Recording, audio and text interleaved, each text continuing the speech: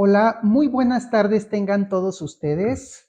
Pues, ¿qué creen? Estamos en una transmisión especial para las redes de Dialoga Bahía y de la zona centro-occidente. Y en este caso, tenemos un gran invitado aquí que nos dio esta entrevista desde el sistema INAP a través de el Instituto Nacional de Administración Pública, y qué mejor tener al presidente, el doctor Luis Miguel Martínez Ansúrez, a quien voy a leer un poquito de su currículum y mencionar lo que ha hecho. Él ha sido titular del órgano de servicios educativos para la Ciudad de México.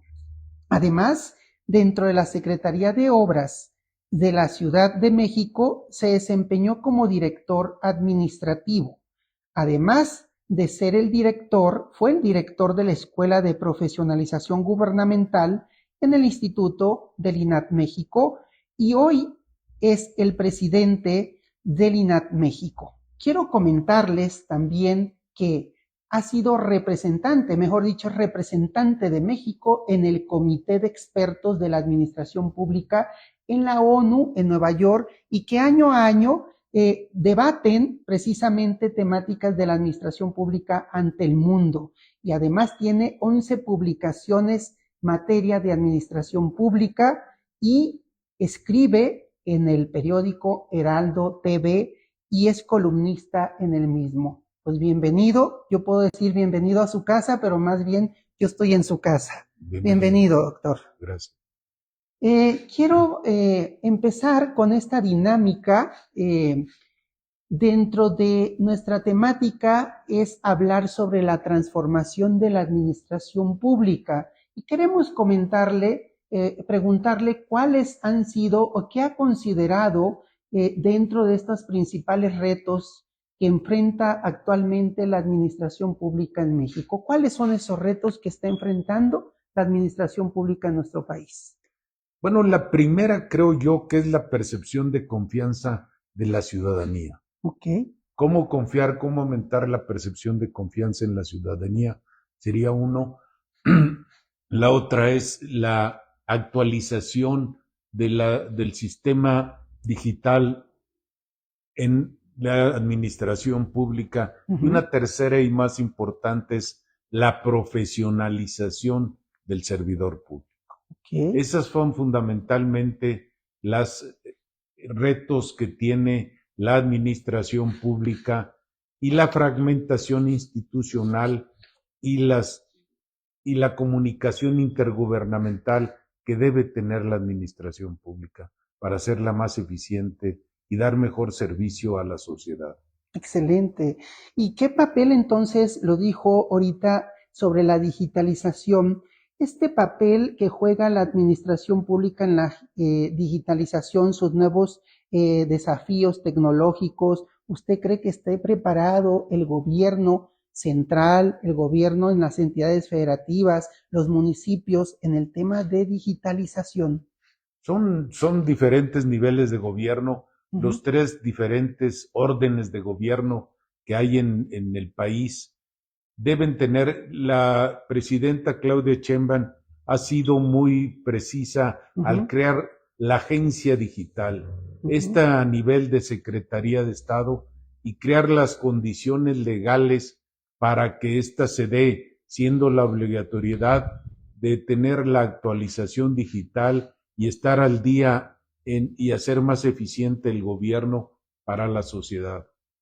Y entonces, ahorita que estamos abordando esta temática, ¿cómo podríamos fortalecer esa confianza entre el administrador a través de estas áreas temáticas?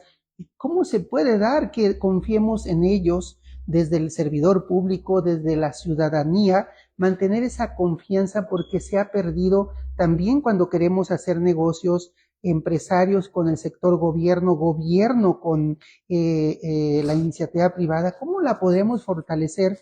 Estuve en Prointegridad precisamente en el tema de Contralorías, que fuimos distinguidos a través de la Fundación Dialoga en este proceso, y vemos que hemos perdido esa confianza. ¿Cómo recuperarla, doctor?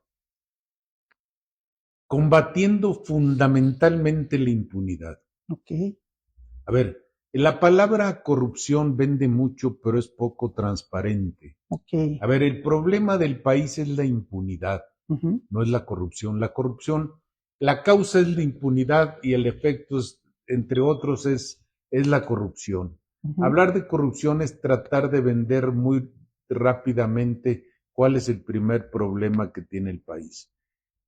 ¿Cómo se genera la confianza en el inversionista? Primeramente que nada, con un orden legal, en un estado de derecho. Hacer un país de leyes, es decir, hacer muchas leyes te crea un país de leyes, no un estado de derecho. Exacto. Y el estado de derecho es el que debe permear a todo para que tanto el inversionista extranjero como el local, el nacional, tengan las condiciones para esta circunstancia. Crear la tecnología, la capacidad necesaria en que ellos confíen y puedan invertir en México. Ujú, Nosotros aspiramos a ser una fuente, un sitio de captación de inversión extranjera directa. ok. Y para que eso se dé, tiene que estar las condiciones de que los grandes fondos de inversión vengan a México y estén en esas circunstancias. Excelente. Me llama mucho la atención entonces nosotros desde la importancia de profesionalizar, capacitar, pues el Instituto Nacional de Administración Pública se distingue, pues es el ente rector de todos los sistemas y apps en este caso, y que está transformando desde este mecanismo para que realmente se capaciten, porque yo veo que tanto la iniciativa privada como el sector gubernamental han perdido este esquema de profesionalizarse, capacitarse y ni siquiera invierten en su recurso humano. ¿Qué podríamos hacer o qué le diríamos a esos órganos de gobierno pues para que logramos un equipo de transformación, para que haya capacitación constante, doctor? Es fundamental la profesionalización del servidor público. Alguna vez le preguntaron a la presidenta, que para mí ha sido el mejor presidente que ha tenido Ujú. el mundo, el universo, Angela Merkel, que por qué gastaba tanto en educación. Digo, cuando se den cuenta de lo que cuesta no capacitar, van a saber por qué gasto tanto en educación. Creo que es fundamental ese principio de que el 90% era lealtad y el 10% capacidad es un Imposible. mito. Yo creo que hay que profesionalizar al servidor público indiscutiblemente.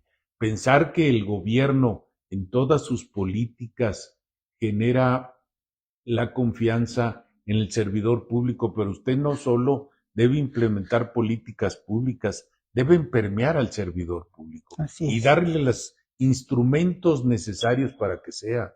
La política, el gobierno no usa ni ocupa la administración pública, la dirige y no solo es de crear políticas públicas, hay que permear y capacitar cómo llega a la sociedad esas políticas de la mejor manera y hay que capacitar al servidor público, ¿no? No Ujú. solo profesionalizarlo, sino certificarlo en capacidades y habilidades del servidor público.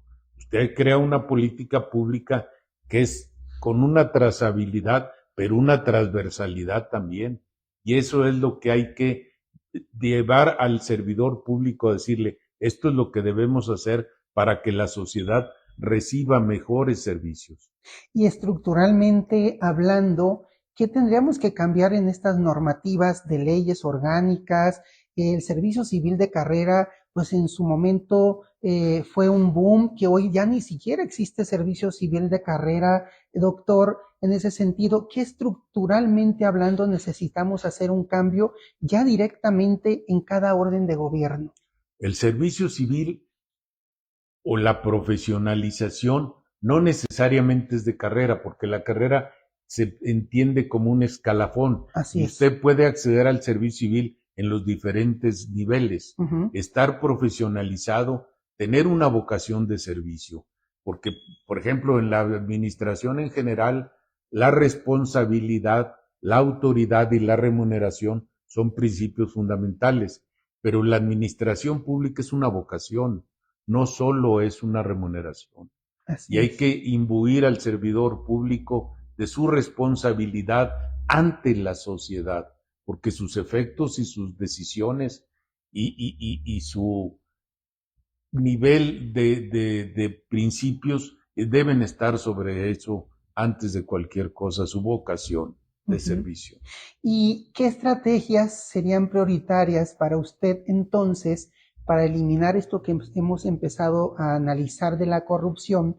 ¿Serían importantes que implementaran los gobiernos en ese sentido, pues para que haya orden y tengamos confianza todos? Bueno, la ética del servidor público es Sí, fundamental, o sea, pero también hay que decirle que un adulto sabe cuál es el bien y sabe cuál es el mal, claro. sabe lo que está haciendo y sabe lo que no está haciendo.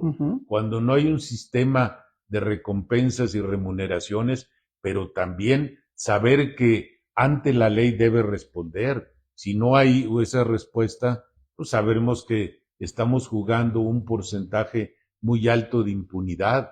Sabemos que no hay ese castigo que se está recurriendo.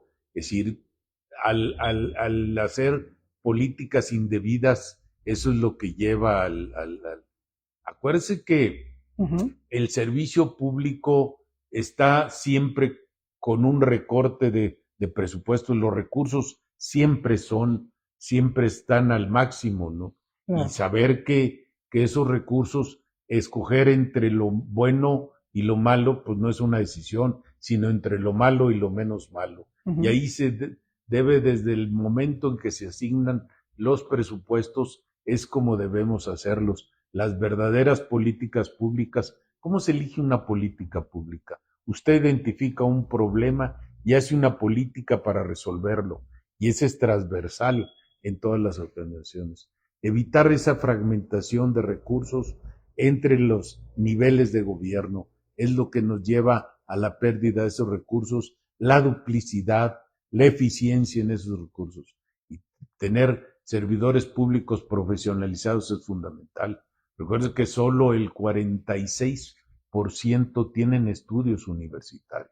Así es. Entonces, no necesariamente terminar, pero sí capacitarlos en los que están haciendo y profesionalizarlos es fundamental. Y esa es una de las funciones que tiene el gobierno de la nación.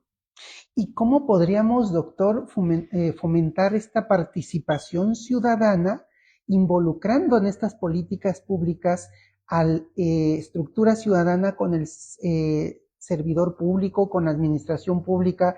Porque pues yo pareciera que escucho y veo estos análisis de que levanten el dedo si quieren este proyecto, cuando antes hacíamos estudios técnicos, revisábamos un sinnúmero de información para si se podía avalar un proyecto, pero yo creo que lo importante es cómo fomentar esa participación ciudadana, no nomás porque llegó el alcalde, el gobernador y les pregunta si lo quieren o no. ¿Qué podríamos hacer para mejorar esa situación o esos niveles de evaluación?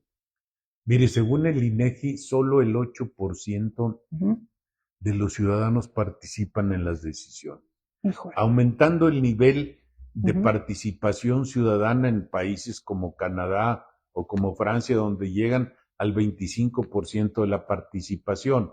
Pero no solo en qué calle pavimentamos o qué parque hacemos. Exacto. En las decisiones grandes de gobierno, la ciudadanía participa a través de organizaciones civiles que realmente son aptas y tienen muy definido el sentido a los que van, en salud, en educación, en beneficios sociales, no solo regalando dinero, sino la participación de la ciudadanía en general a través de sus organizaciones, sin llegar a volverse orgánicas, porque cuando se vuelven orgánicas, pues dejan de tener sentido. Claro, doctor, efectivamente. Y entonces, ¿cómo podemos encauzar estos retos? Porque serían retos a los cuales nos tenemos que enfrentar. Hemos vivido transformaciones, hoy día le dicen la cuarta transformación, otros le dicen el segundo piso, y estos retos entre los diversos órdenes de gobierno son fundamentales porque pues pareciese que cada quien hace su propia política pública, hace su propio plan de desarrollo sin alinear a los planes y siguen trabajando, pero entonces el reto principal desde su conocimiento, doctor, ¿qué podríamos mejorar en la administración pública? Pues a través de la gobernanza, la asignación de los recursos en el presupuesto, tomar la opinión de los niveles, de los órdenes de gobierno, qué es lo que vamos a hacer y tener la convicción de la asignación de los recursos. Y esto empieza desde la captación de los recursos fiscales. O sea, los estados participan poco y es mejor recibir el recurso a través de los fondos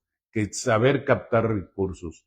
Creo que pocas ciudades, salvo la Ciudad de México, tal vez Nuevo León y Jalisco, participan, y el Estado de México, en la captación de los recursos. No saben cobrar impuestos. Es más fácil que los cobre el gobierno y nos derrame directamente a los estados, pero eso no los hace saber fiscalizar y saber cobrar los impuestos.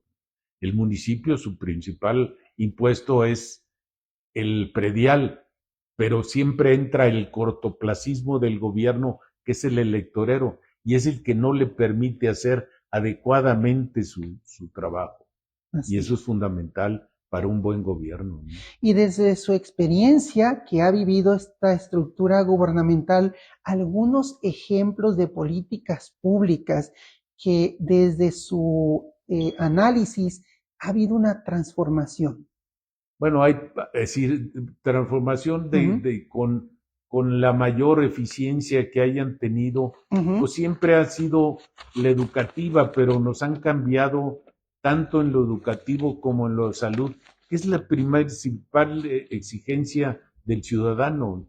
A ver, ustedes deben entender que la salud es lo primero, claro, después la educación, pero está la seguridad también. Y cuando se pierde el eslabón concatenado que llevan las acciones gubernamentales, es cuando no las puede evaluar, porque lo que no se evalúe, pues no existe, ¿no? Decimos, no se puede mejorar, Así ¿verdad? es. Lo que decía la Coneval. Exactamente, ¿no? Y el Coneval, bueno, pues ya sabemos que ya lo desaparecieron. Entonces la medición de la pobreza es la que no tenemos muy claro cómo se lleva a cabo en los gobiernos, ¿no? La fundamental, lo principal de evaluar es la pobreza, pero también hay que evaluar lo educativo, el educativo como un nivel de permeabilidad en cuanto al ascenso de mejores sistemas de vida. Claro. Y algo muy interesante, y en voz de usted, que es el experto dentro de la administración pública, doctor, ¿hacia dónde corremos? ¿Hacia dónde vamos a futuro? La administración pública, ¿qué factor va a ser tan preponderante para el 2030, 2050? ¿Se va a lograr la digitalización, procesos? Yo veo que la Unión Europea ya tiene más de un 70% digitalizado, 30% todavía no, y nosotros estamos al revés. No estamos digitalizados, ni siquiera ni en la empresa, ni siquiera en el sector gubernamental. Este futuro reto, ¿hacia dónde iría a futuro la administración pública? Mire, hay un país como Estonia, que es un país pequeño, que tiene el 99% digitalizado, pero también hay grandes naciones como la China, que es enorme en cuanto a población, pero también en extensión. Tienes el 80%. Nosotros tenemos el 60% de servicios de digitalización y de Internet. Entonces, ¿cómo podemos aspirar dándoles un servicio completo, una cobertura al país en servicio de Internet para que tengan más acceso y mejor penetración en cuanto a políticas de salud y educación? Creo que, por ejemplo, una política que es cuando digitalizaron en el Seguro Social los servicios médicos. Así es. Entonces, eso le lleva ahorro, pero también le lleva mejor servicios para la sociedad, que es para lo que sirve la administración pública, darle el servicio. Es la que lleva a cabo, permea todas las políticas de gobierno, es a través de la administración pública. Y en el nivel que usted lo profesionalice y lo capacite, es como mejor llevan y menos se desperdician recursos para llegarle a la sociedad. Exacto. Y en su expertise, la IA, la inteligencia artificial, la norma, ¿aplicaríamos ya dentro de la administración pública, estructuralmente hablando, tomar información de la IA normativa? No está todavía regulada en México, pero ¿usted qué le diría a estos funcionarios públicos que se acobijen de la IA o que tengan todavía una reserva hacia ella? ¿Hacia dónde? ¿Qué nos diría ello? Bueno, hay áreas de la inteligencia artificial Uh-huh. que ya se pueden recurrir, pero inclusive los grandes científicos le han pedido a la ONU que regulen la inteligencia artificial. Pero, por ejemplo, en minería de datos, que son la grande compensación entre lo que se registra y cómo cruzan información, el SAT es uno de ellos, que ya está muy actualizada y sobre todo hacer auditorías a través de la inteligencia artificial. Hay otra experiencia que es la Secretaría de Economía, que ha implementado ciertos recursos y ha encontrado irregularidades en la revisión de expedientes a través de inteligencia artificial. Uh-huh. Y esto nos lleva a la eficiencia de esos servicios que sí se deben hacer y que se están haciendo, y en salud y en educación nos ahorraría muchos servicios a través de la inteligencia artificial. Y algo así muy concreto, doctor, porque esta charla está muy interesante, pero algo que no estaba fundado y motivado, pero desde su experiencia, nosotros hablamos sobre los objetivos del desarrollo sostenible. La administración pública, ¿qué puede hacer para que al 2030, que ya nos queda de aquí a la esquina, dicen 5 años, qué puede hacer para acelerar y lograr estándares que nos plantean de los objetivos del desarrollo sostenible, que vemos que no vamos a llegar muchos ni a alcanzarlos, como hambre cero o educación incluyente? ¿Qué nos puede decir al respecto? Bueno, que fueron los objetivos planteados en la ONU hace algún tiempo, desde que empezó el presente siglo, pero que no, ya lo postergaron, no se van a cumplir. Así es. Porque no se han cumplido, porque no se ha instrumentado directamente dentro de los gobiernos los objetivos de desarrollo sostenible. Entonces, sí creo que debemos empezar por las grandes áreas, uh-huh, que son el beneficio social, la salud, la educación, que son fundamentales, y la seguridad, ¿no? Es decir, la seguridad es el objetivo fundamental de la existencia del Estado. Y el Estado, como parte del gobierno, que es el Estado en acción, que es el gobierno, y a su vez que la administración pública llegue a la sociedad. Es lo que hace posible la administración pública, la existencia de la sociedad misma. Entonces, el primer objetivo del Estado, uh-huh, es la seguridad. Así es. Y referente a este análisis de esta temática de la transformación de la administración pública, ¿qué les diría entonces a los gobernantes, gobernadores? Son 32, bueno, yo digo 32 porque ya la Ciudad de México consideramos como el Estado, ¿verdad? Claro. Y estos 2,000, casi 500 municipios, ¿qué les diría a ellos ahorita que nos están viendo en nuestras redes, en la comunidad? ¿Qué tenemos que replantearnos para mejorar? Porque pareciéramos que retrocedimos en vez de acelerar esta digitalización, transformación de la administración pública.